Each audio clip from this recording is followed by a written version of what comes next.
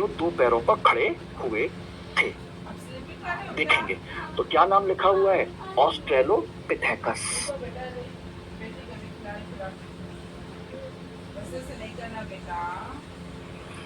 पहली शाखा बनी जिसे हम कहते हैं रामापिथेकस। क्या कहते हैं? इंसान की पहली प्रजाति है ये रामापिथेकस।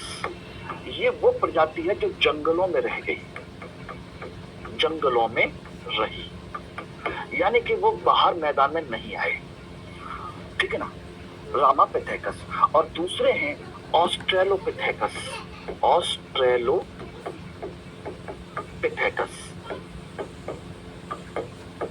इनको कहा गया, और ये मैदान में आकर के खड़ी हो गई। यानी कि यही है जो पहली बार दो पैरों पर खड़े हुए थे। यही है जो दो पैरों पर खड़े हुए थे। देखेंगे तो क्या नाम लिखा हुआ है? ऑस्ट्रेलोपिथेकस। यही है जो यहां से उतर के मैदान में आ गया, दो पैरों पर खड़ा हो गया। ये पहली बार है। तो रामापिथेकस और ऑस्ट्रेलोपिथेकस, पहला पॉइंट याद रहेगा। क्रम से पढ़ते जाइए सिस्टमेटिकली। और मनीष कुमार को मैं अलग से बताऊंगा कि आज का बंदर इंसान क्यों नहीं बनता है। ठीक है ना, मैं बाद में बताऊंगा बेटा तुम्हारे लिए, टेंशन ना लो। लेकिन उसके लिए तुम्हें मेरे पास आना पड़ेगा, टिकट करा करके, बस से, ट्रेन से, हवाई जहाज से, जैसे भी हो। पहले यहाँ पर आइए और फेस टू फेस मिल करके मैं बताऊंगा कि आज का बंदर मानव क्यों नहीं बनता है कि नहीं?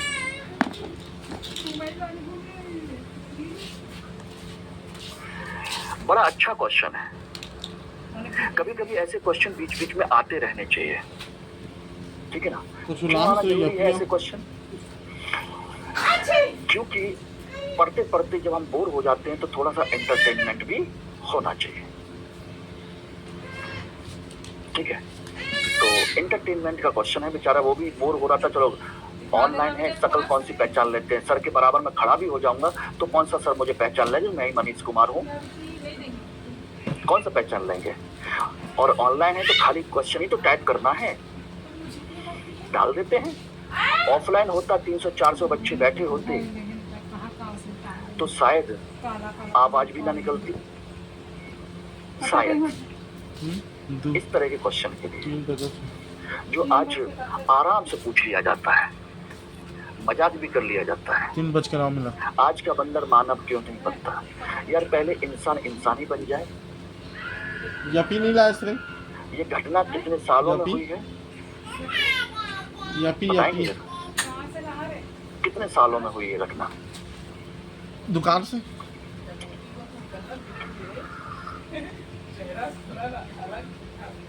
3, 4, 5 करोड़ साल में। और तुम सोच रहे हो कि 2, 4 साल, 5 साल में ही बानर बन जाए?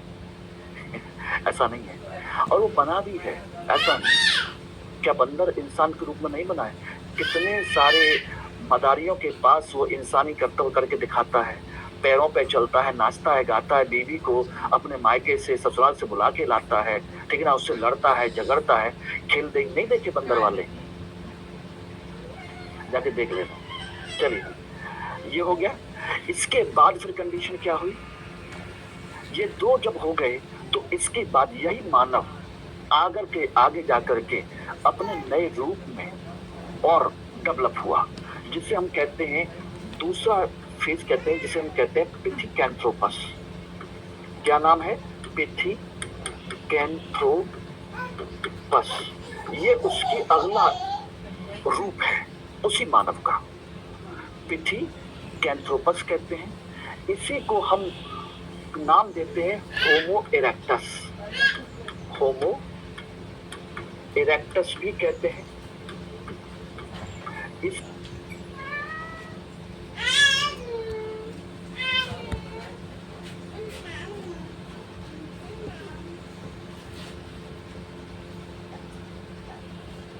बताऊंगा बेटा तुम्हारे लिए, टेंशन ना लो। लेकिन उसके लिए तुम्हें मेरे पास आना पड़ेगा, टिकट करा करके, बस से, ट्रेन से, हवाई जहाज से, जैसे भी हो। पहले यहाँ पर आइए और फेस टू फेस मिल करके मैं बताऊंगा कि आज का बंदर मानव क्यों नहीं बनता है कि नहीं?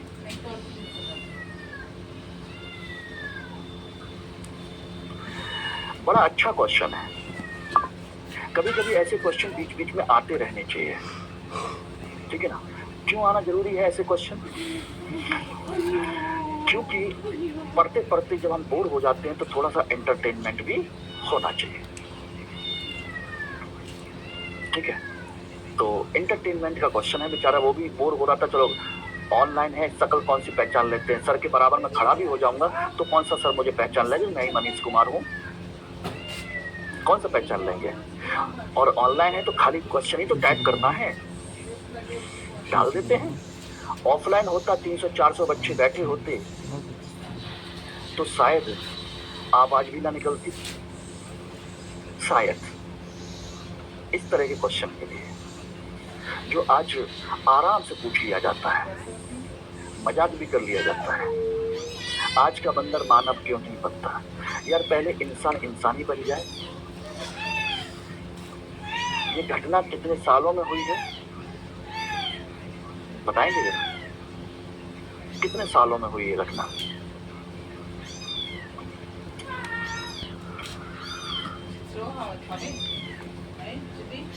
3-4-5 करोड़ साल में। और तुम सोच रहे हो कि 2-4 साल 5 साल में ही बानर बानर बन जाए? ऐसा नहीं है। और वो बना भी है, ऐसा नहीं। क्या बंदर इंसान के रूप में नहीं बना है? कितने सारे मदारियों के पास वो इंसानी कर्तव्य करके दिखाता है, पैरों पे चलता है, नाचता है, गाता है, बीवी को अपने मायके से ससुराल से बुला के लाता है, ठीक है ना? उससे लड़ता है, झगड़ता है, खेल देख नहीं देखे बंदर वाले? जाके देख लेना। चलिए, ये हो गया। इसके बाद फिर कंडीशन क्या हुई? ये दो जब हो गए तो इसके बाद यही मानव आगे जाकर के अपने नए रूप में और डेवलप हुआ, जिसे हम कहते हैं, दूसरा फेज कहते हैं, जिसे हम कहते हैं पिथिकैंथ्रोपस। क्या नाम है? पिथिकैंथ्रोपस। ये उसकी अगला रूप है उसी मानव का, पिथिकैंथ्रोपस कहते हैं। इसी को हम नाम देते हैं होमो इरेक्टस। होमो इरेक्टस भी कहते हैं। इसी को हम जावा मानव भी कहते हैं, जावा मानव कहते हैं। होमो इरेक्टस या जावा मानव इसी के नाम है। इसका मतलब क्या है कि इसकी खास बात ये थी कि इस पीरियड में ये जो मनुष्य है ये सीधा चलने लगा, सीधा चलने वाला पहला मानव। यानी कि जिसकी रीढ़ की हड्डी कैसी हो गई? सीधी हो गई। सीधी की रीढ़ की हड्डी, सीधा चलने वाला। और ये घटना लगभग आज से 15 से 20 लाख साल पहले हुई थी। यानी कि यहाँ तक पहुंचने में उस मनुष्य को कम से कम 2.25 करोड़ साल लग गए, 1.5 करोड़ साल लग गए उसको। यानी कि जो पैरों पर खड़ा होकर झुक के चलता था, झुकते होते सीधे सीधे होते होते उसको कम से कम 1.5 करोड़ साल लग गए उसको सीधा इंसान बनने में। इसी को कहते हैं पहली बार। ठीक है ना? क्लियर है? अगला इसी में आता है, इसी का एक अगला रूप और आता है, तीसरा, जिसे हम कहते हैं, जिसे हम पीकिंग मानव या सिनीथैंथ्रोपस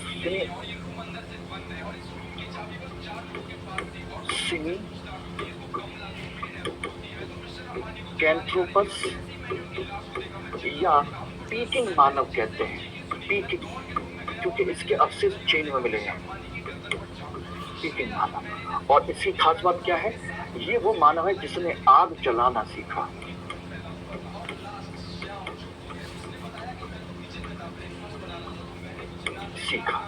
यानी कि इसी ने आग जलाई पाषाण काल के भी स्टार्टिंग फेज में आग जलाना सीख लिया था इसने।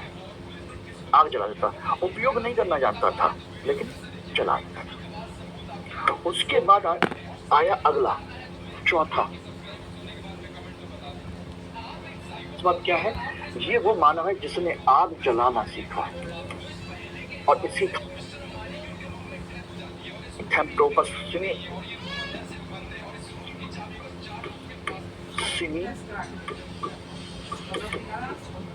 कैंथ्रोपस या पीकिंग मानव कहते हैं। पीकिंग क्योंकि इसके अवशेष चेन में मिले हैं। पीकिंग मानव। और इसकी खास बात क्या है, ये वो मानव है जिसने आग जलाना सीखा।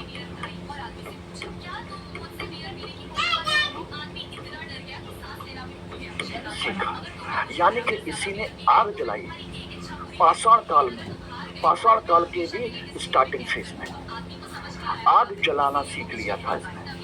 यहाँ से सोना कम कर थोड़ा, उपयोग नहीं करना जानता था, थोड़ा सोना कम कर। जला दिया। उसके बाद आया अगला चौथा, जिसे हम कहते हैं नियंडरथल। सोन कम करना थोड़ा नहीं, और मोबाइल की थल अगला कहते हैं। नियंडरथल घाटी है आपके जर्मनी में, वहां पर इसके अवशेष मिले, ठीक है ना, जर्मनी में लिया था इसने, आग जला देता। उपयोग नहीं करना जानता, पाषाण काल के भी स्टार्टिंग फेज में आग जलाना सीख लिया था इसने, आग जला देता। उपयोग नहीं करना जानता था लेकिन जला देता था। उसके बाद आया अगला चौथा, जिसे हम कहते हैं नियंडरथल। नियंडरथल अगला कहते हैं। नियंडरथल घाटी है आपके जर्मनी में, वहां पर इसके अवशेष मिले, ठीक है ना, जर्मनी में नियंडरथल। और ये बड़े सिर वाला मानव है, बड़े सिर वाला मानव। और इसका जीवाश्म मिला आपके नियंडरथल घाटी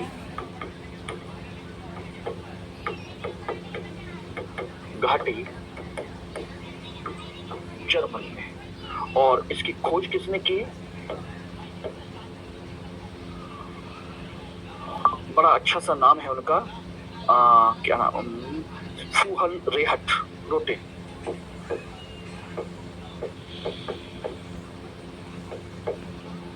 सी फूहल रोट ने इसकी खोज की।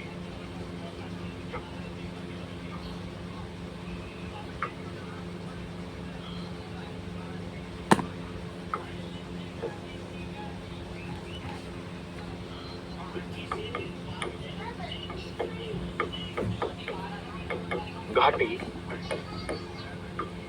जर्मनी में। और इसकी खोज किसने की?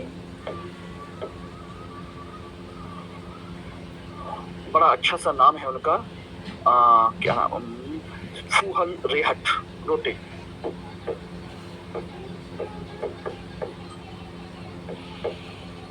सी फूहल रोट ने इसकी खोज की।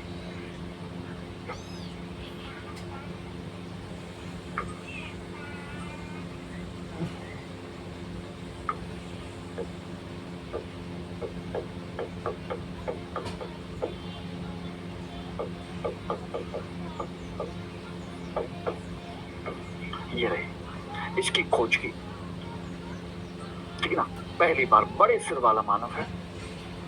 और ये किस पीरियड में था? ये था मध्य पाषाण काल में।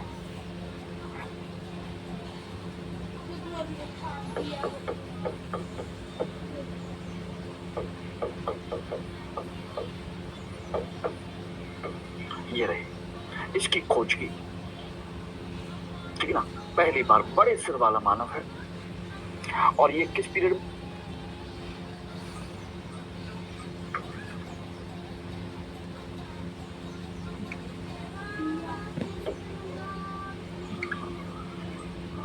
बड़ा अच्छा सा नाम है उनका, क्या नाम, फूहल रेहट रोटे।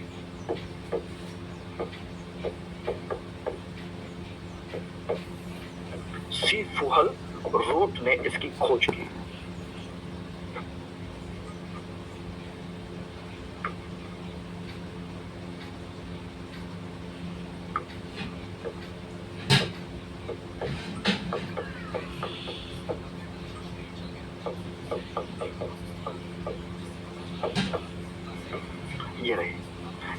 खोज की, ठीक है ना। पहली बार बड़े सिर वाला मानव है, और ये किस पीरियड में था?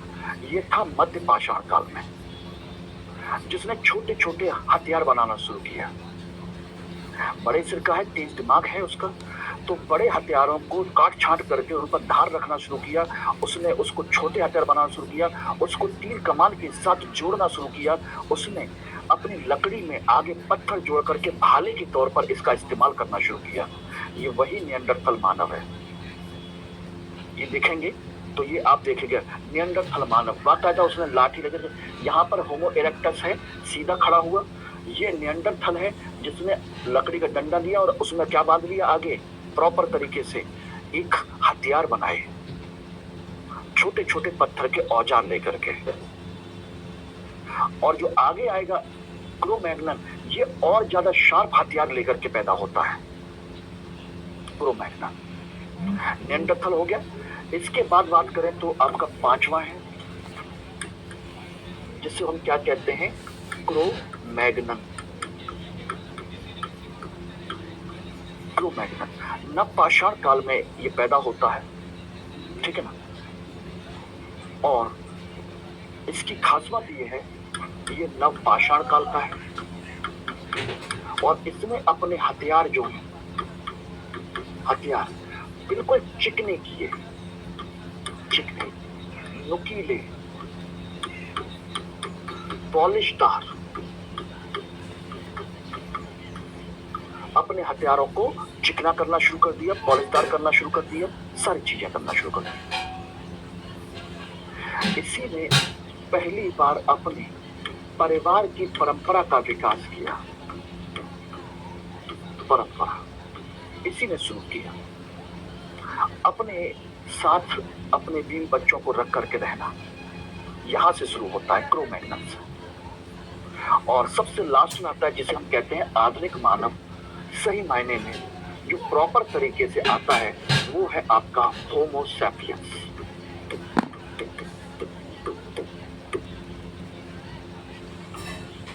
परंपरा इसी ने शुरू किया, अपने साथ अपने बीवी बच्चों को रख करके रहना, यहां से शुरू होता है क्रो-मैग्नन से। और सबसे लास्ट में आता है जिसे हम कहते हैं आधुनिक मानव, सही मायने में जो प्रॉपर तरीके से आता है वो है आपका होमो सैपियंस। होमो सैपियंस यही है आधुनिक मानव। और ये भी लगभग मान के चलिए तो लगभग 30,000 वर्ष पूर्व आया था,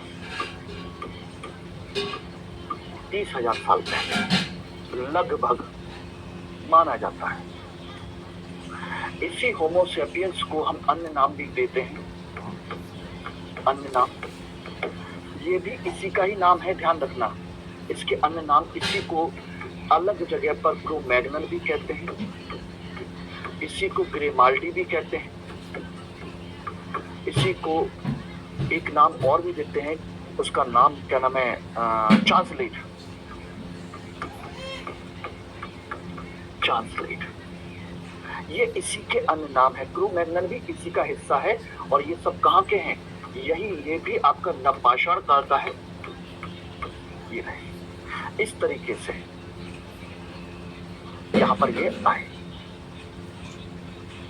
ये अलग अलग जगह पर पैदा हुए, अलग अलग नाम से पैदा हुए, लेकिन है होमो सैपियंस, बुद्धिमान।